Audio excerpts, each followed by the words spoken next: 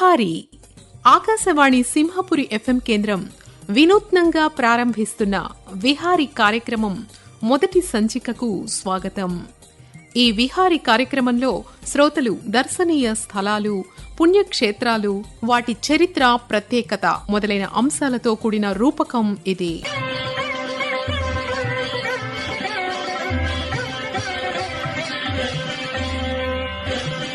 ఈనాటి విహారీ కార్యక్రమంలో బిలకూట క్షేత్రం, అదేనండి నారద మహర్షి తపస్సు చేసిన కొండ బిట్రగుంట క్షేత్రం గురించి తెలుసుకుందాం.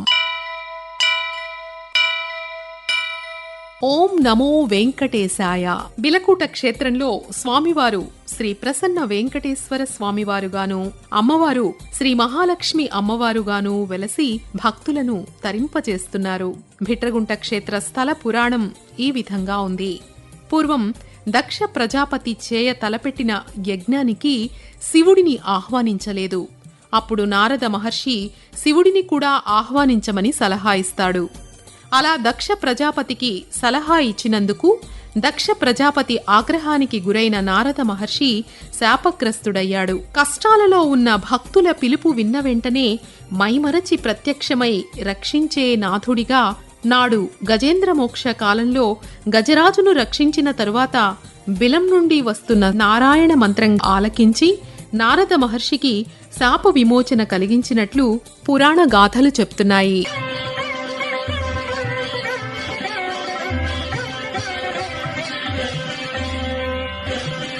శాప విమోచనం అనంతరం నారద మహర్షి ఈ ప్రాంతాన్ని వైకుంఠంగా మార్చమని వరం కోరగా కలియుగంలో కోరిక నెరవేరుతుందని వరం ఇచ్చినట్లు.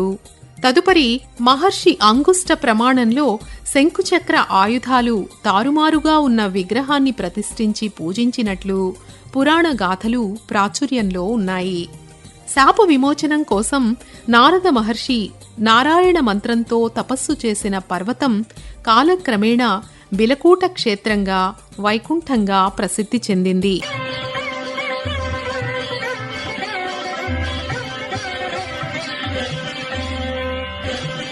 ఇక ఈ క్షేత్ర చారిత్రాత్మక నేపథ్యం పరిశీలిస్తే చోళరాజుల కాలంలో కావలి మండలం గౌరవరంను రాజధానిగా చేసుకుని పాలిస్తున్న సుదర్శన రాజు పుత్రిక గౌరవాంబ వెంకటేశ్వర స్వామి యొక్క మహాభక్తురాలు కావడంతో స్వప్నంలో స్వామివారు ప్రత్యక్షమై బిలకూట పర్వతంపై తాను వెలసి ఉన్నట్లు వివరించగా ఆమె గోవు పాలతో ప్రతి పుట్టమీద అభిషేకిస్తూ మొదట సంతాన గోపాలస్వామి, అనంతరం ప్రసన్న రూపంలో ఉన్న వెంకటేశ్వర స్వామిని గుర్తించింది. ఈ ఆలయ నిర్మాణం క్రీస్తు శకం 1356వ సంవత్సరం చేపట్టినట్లు ఆలయ మండప శిల్పాల వల్ల తెలుస్తుంది. చోళరాజుల కాలం నుంచి స్వామివారికి ధూపదీప నైవేద్యాలు, బ్రహ్మోత్సవాలు జరుగుతున్నట్లు అనేక గాథలు ప్రాచుర్యంలో ఉన్నాయి.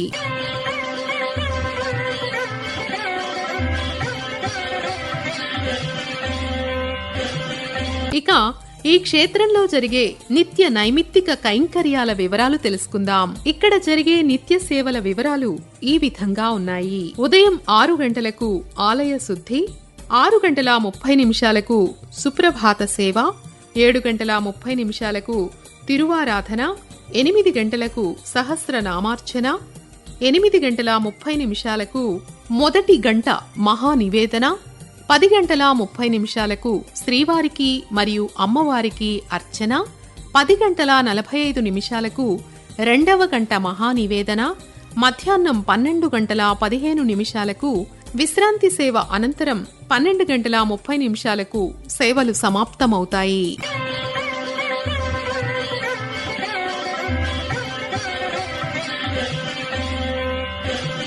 సాయంత్రం 5 గంటల 30 నిమిషాలకు ఆరాధన, పానకము వడపప్పుల నివేదన, రాత్రి 7 గంటలకు తిరువారాధన, 7 గంటల 15 నిమిషాలకు శ్రీవారికి అమ్మవారికి అర్చన, 7 గంటల 30 నిమిషాలకు మూడవ గంట మహానైవేద్యం, 7 గంటల 50 నిమిషాలకు ఏకాంత సేవ, 8 గంటలకు నీరాజనం సేవలు జరుగుతాయి.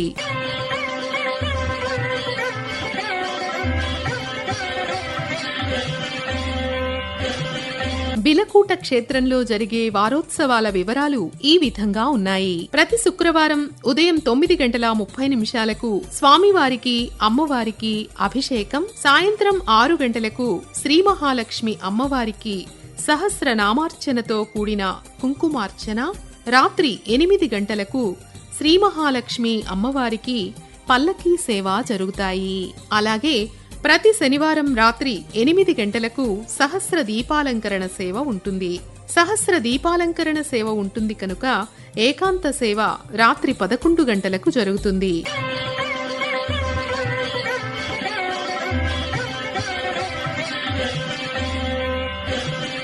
ఇక్కడ జరిగే మాసోత్సవాల వివరాలు ఈ విధంగా ఉన్నాయి.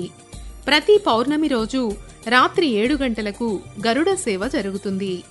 ప్రతి రోహిణి నక్షత్రం రోజు శ్రీ సంతాన గోపాలకృష్ణ స్వామివారికి అభిషేకం, సహస్రనామార్చన, నవనీత హారతి సేవలు జరుగుతాయి.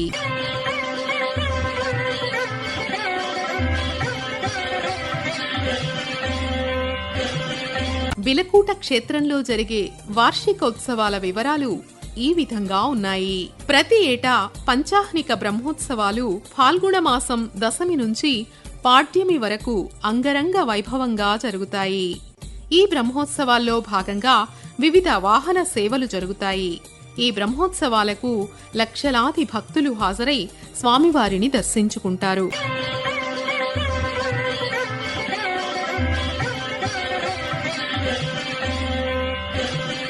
చివరగా ఈ బిలకూట క్షేత్రం, అదేనండి బిట్రగుంట క్షేత్రానికి ఎలా చేరుకోవాలో ఆ వివరాలు తెలుసడానికి చేరుకోవడం చాలా సులభం.